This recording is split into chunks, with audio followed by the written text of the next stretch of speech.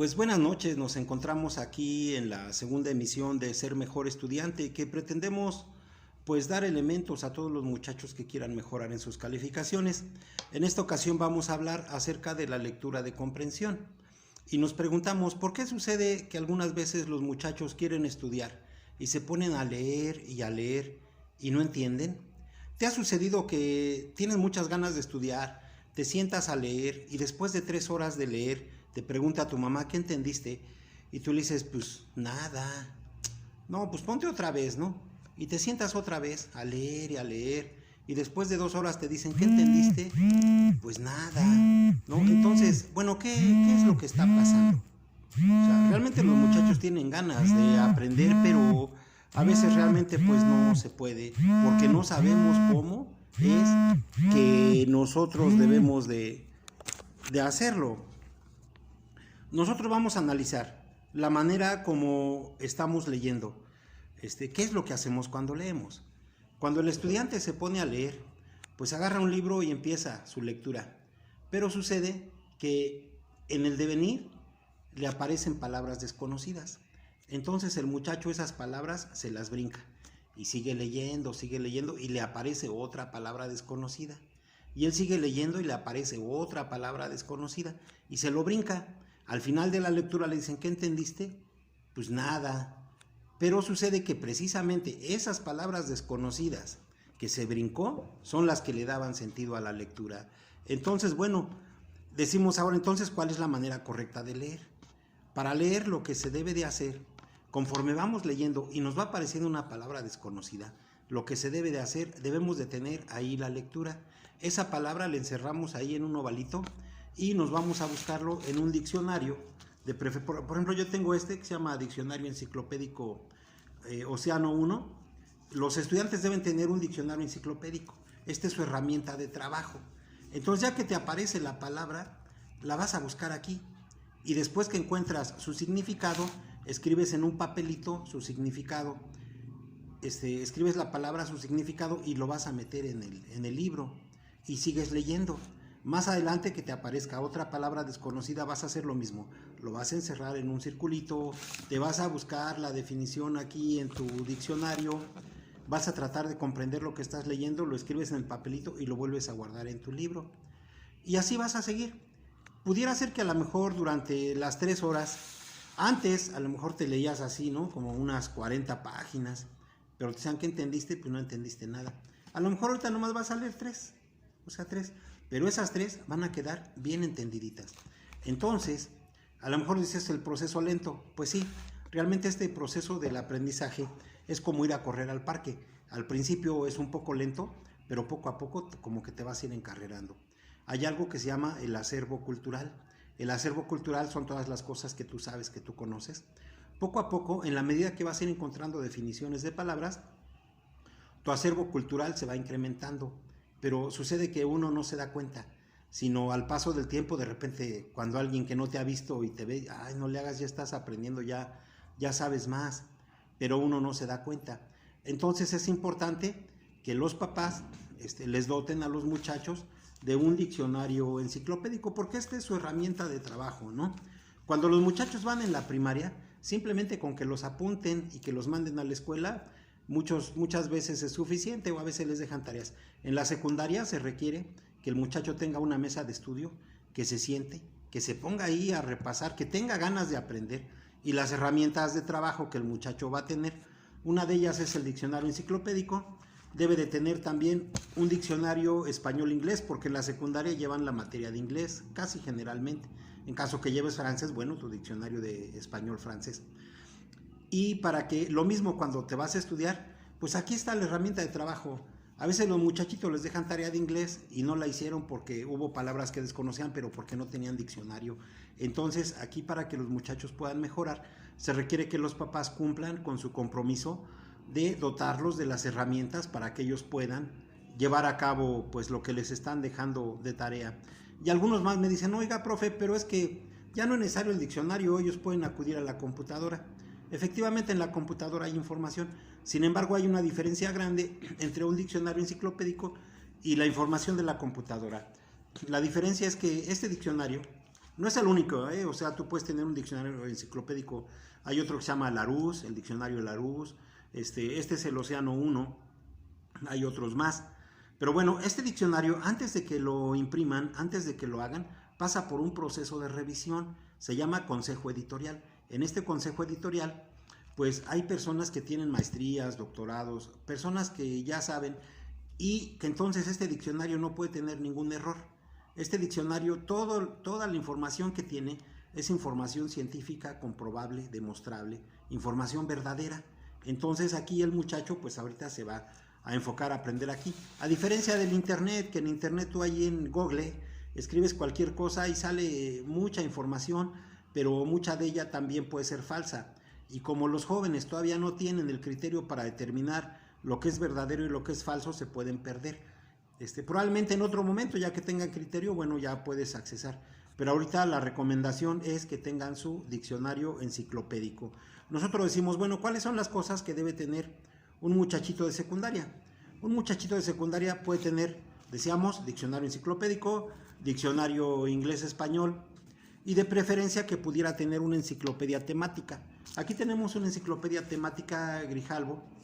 Y bueno, esta enciclopedia pues aquí trae materias de aritmética, álgebra, geometría, computación, física, química, biología, etc.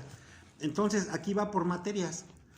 Esta enciclopedia temática trae lo más importante que se ve en las escuelas, incluso hasta a nivel prepa.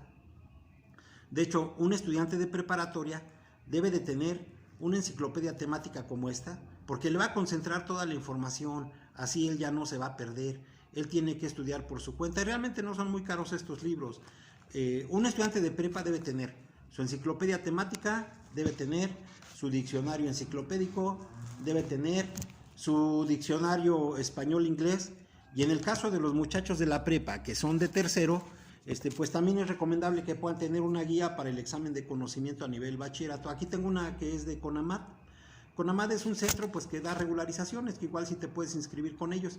Yo no trabajo con ellos, pero creo que si te apuntas a trabajar con ellos, pues puede estar muy bien. Ahora bien, si no puedes apuntarte con ellos, de menos consíguete una guía.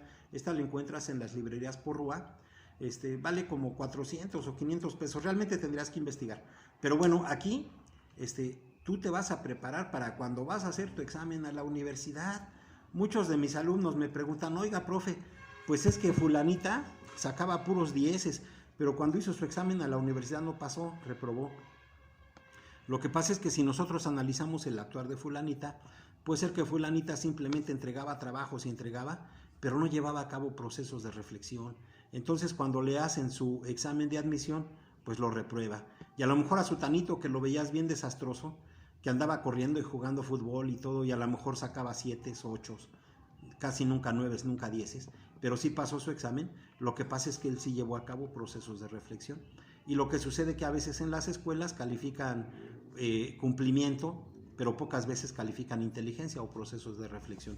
Cuando tú te consigues tus libros y tratas de resolver tus problemas tú, y si no puedes, entonces buscas ayuda dentro de las mismas escuelas. La mayoría de los profesores estamos dispuestos a poder satisfacer tus dudas. Oiga, profe, dígame aquí, dígame allá, y te podemos asesorar. Pero a veces ustedes ni siquiera dan ese paso, jóvenes. Entonces, a veces, porque nos quedamos desde el principio que a veces no sabemos leer, leemos, no entendemos, decimos, pues eso ni es para mí, mejor yo lo abandono, pero es porque no tenemos la estrategia. Cuando nosotros tenemos la estrategia, como comentábamos, el leer, que cada palabra que desconoces hay que buscarla en el diccionario. Siempre cuando estás leyendo, debes abordar 5 cosas: el qué, quién, cómo, cuándo y dónde. Es decir, cualquier temática debes de saber la definición. Por ejemplo, si te dejan de tarea la célula, bueno, y tú dices, yo no sé lo que es una célula.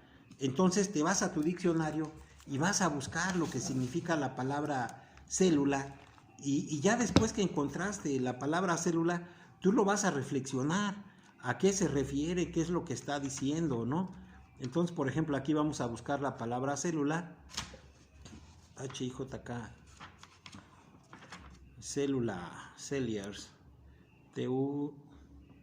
célula, acá dice, es una pequeña celda, una cavidad o un seno, pero para biología es una unidad anatómica, fisiológica y genética de todos los seres vivos eucariotas. Y aquí viene la definición importante, dice, la célula es la unidad elemental de una estructura viviente. Entonces la célula es la parte mínima que la cual tiene vida, ¿no? Entonces aquí ya nos vamos haciendo una idea de lo que significa célula. Y después de la célula, bueno, dijimos ya sabemos lo que es, ahora hay que investigar quién es quien investigó o conoció o aportó las teorías de la célula. Entonces tú lo vas buscando. Luego, ¿cuándo? ¿En qué año fue? ¿Qué, quién, cómo, cuándo? ¿Dónde? ¿Cómo fue que lo hizo? Y así es como tú vas a ir construyendo tu conocimiento. Supongamos que, por ejemplo, te dejan de tarea la Revolución Mexicana. Entonces, la primera pregunta obligada, ¿qué significa la palabra revolución? Un estudiante debe tener muy clara la diferencia entre revolución, sedición, guerra civil, ¿verdad? Entonces, cuando tú ya buscas la definición, a lo mejor vas a encontrar algo parecido así como que revolución, por un lado es, la palabra revolución es una palabra polisémica, o sea que tiene varios significados. Revolución, por un lado, significa un giro completo, ¿no? Entonces, por ejemplo, en geografía te van a decir la revolución de la Tierra, o sea, es un giro completo, ¿no? Pero también revolución puede significar, pues, guerra de un pueblo contra su gobierno. Entonces revolución es guerra de un pueblo contra su gobierno. Pero bueno, después de eso va a decir, ¿pero por qué? O sea, ¿por qué sucede que un pueblo se opone contra su gobierno? En este caso, estamos hablando de la Revolución Mexicana, pues bueno, se oponían contra el gobierno, y va a ser ¿de quién? Pues de Porfirio Díaz. Y luego viene ¿por qué? Pues porque Porfirio Díaz ya tenía 37 años en el poder y no lo quería soltar, ¿no? Y entonces tú así ya vas encontrando luego, bueno, ¿quiénes fueron quienes se opusieron contra Porfirio Díaz? Fue el pueblo, pero hubo líderes. ¿Quiénes fueron esos líderes? Los líderes revolucionarios. Cuando busques, pues vas a encontrar, ¿no? Que fueron los hermanos Ricardo, Enrique Flores Magón, Emiliano Zapata, los próceres de la patria, ¿no? Que después ya, pues algunos de ellos fueron asesinados. Ya vas armando todo esto, ¿no? El qué, quién, cómo, cuándo, dónde. Y en la medida que tú vas estructurando ese conocimiento, tú lo vas pensando. Conforme vas leyendo, tienes que irte preguntando el qué, quién, cómo, cuándo, dónde. Si no lo sabes, pues inmediatamente a tu diccionario, escribir, meter en tu librito. A lo mejor te digo, te aprendes tres hojitas, pero van a estar bien entendiditas, bien aprendidas. Hay que no olvidar que el proceso de aprendizaje es un proceso volitivo. Esto significa que se requiere de tu voluntad, que tú quieras aprender. Si tú no quieres aprender, así el maestro te dé la clase más excelente, pero tú dentro de ti vas a tener ensoñaciones. Cierras tus oídos, cierras tus ojos, no lo escuchas, no lo ves, tú dentro de ti te imaginas otras cosas y el profesor va a estar hablando, tú no lo vas a escuchar, no lo vas a percibir, no lo vas a reflexionar. Pero cuando tú quieres aprender, tú observas al profesor qué es lo que está diciendo. En la medida que a veces hay alumnos que tienen pena de preguntar. No, ¿qué tal pregunto? Y me va a preguntar otras cosas y no sé. Pero en la medida que tú en tu casa estudias, vas a ir mejorando. Es importante que te decidas a estudiar. El estudio es una disciplina, se requiere que te disciplines, que en tu casa te sientes de menos 1 hora, 2 horas, con las herramientas que te proporcionan tus papás. En tu casa te deben de poner una mesita de estudio, tus diccionarios, una calculadora, un botecito con tus lápices, tus colores, y debes dedicarle tiempo al estudio. Y que cada hora que estudias, tú te preguntes, ¿qué es lo que yo aprendí? Una estrategia bonita es que abajo de tu apunte pongas un cuadrito y digas, ¿qué es lo que aprendí hoy? Y tú ahí ya pones, me aprendí qué significa, por ejemplo, la palabra célula, o aprendí qué significa la palabra revolución. Y te lo vas acordando. O sea que el aprendizaje es un proceso donde tú debes de poner de tu parte. Son 3 partes que integran el proceso de aprendizaje: los padres de familia, los maestros y el alumno. Pero de estas 3 partes, la más importante es el alumno. Eres tú eres el que debes decidir y querer aprender, en el entendido que lo que tú no quieras aprender, no lo vas a aprender. Así tus papás te compren tus diccionarios, así te pongan tu lugar de estudio y tú no te sientes ahí, o te sientas, pero en lugar de ponerte a estudiar, pues abres el Facebook y te pones a chatear y haces otras cosas, vas a perder el tiempo. Si tú realmente quieres aprender, te tienes que disciplinar. Tienes que decir, a ver, tienes que hacer un horario de estudio. En otro momento hablaremos de eso, el horario de estudio. pero eso va a concentrar tus esfuerzos para que mejores como estudiante. Bueno, por lo pronto así lo dejamos. Entonces, esta estrategia de la lectura de comprensión es que conforme vayas leyendo, deseamos, encuentras las palabras desconocidas, las encierras en circulito, buscas su definición y tratas de acordarte, tratas de aprenderlo.